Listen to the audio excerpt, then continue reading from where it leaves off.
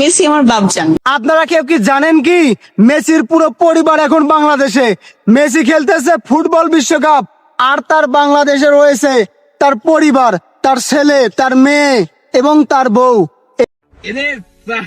এটা কি আসলেই সত্য ঘটনা? আমার তো মনে হয় আসলে সত্য ঘটনা।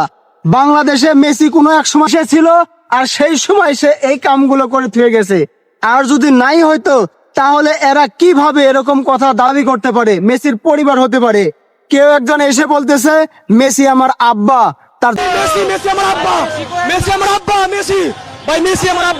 জন্মদাতা বাপের থেকেও নাকি মেসিকে সে বেশি ভালোবাসে, তার আব্বা হয়।